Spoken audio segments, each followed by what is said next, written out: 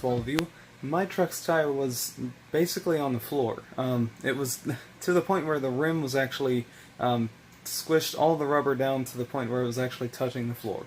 That was the flattest I've seen that truck's tire so far. I mean, I don't think it can get any flatter anyways. So that's basically it.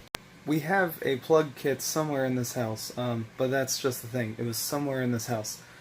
Because it was in one of the boxes that we unpacked, and it's just random stuff in each of the boxes, so it was basically miscellaneous, and it's just annoying. So I've got to go through. It's most likely in the bunker room, so we're going to check there possibly within the next week. But we've got to figure out some way to plug that hole.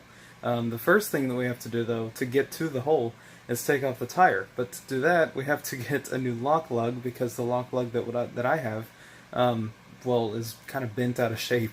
The lock lug is actually so bent out of place that it doesn't even stay in the groove. So we've got to get a new lock lug to try and pull those tires off. Well, that tire specifically. All of them are kind of weather beaten, but that one's got a hole in the back. The last thread on the inside of the wheel well. So we can't really get to it, although we probably could if we were to go underneath the side of the truck, right between the back wheel and the front wheel on the passenger side. I think we can reach it under there just because my truck is pretty tall. So that might be the backup plan. I've been thinking all these ways through of how to get that plug into that tire, because as you saw, it's kind of an epidemic now. It was decently. It had some air in it the day before. Well, just yesterday, I mean. It wasn't even that low. I think it was probably around the 20s. But overnight, it obviously flattened. So we've got to figure out a way to plug that, and fast. Another thing we may do is we might take it to a mechanic that can take off the tire and just put a patch in it, because they do it for, I think I said this earlier, but they do it for pretty cheap. My uncle said that would do it for free, and then there are others that would do it for about $10. It's really not too much of an expense.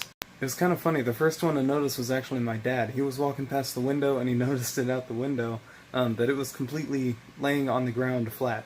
The rim was touching the ground. It was not supported by the wheel at all. So then he came downstairs and he was like, "Hey, did you notice your tire?" And I was like, "No, I haven't looked out the window out in the hallway yet, as of late today."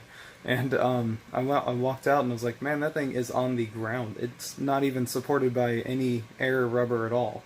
But anyways, yes, we do have to get that fixed, and fast. But anyways, I hope you've all enjoyed this video today. It's getting late. I hope you've all enjoyed. Thank you all so much for watching.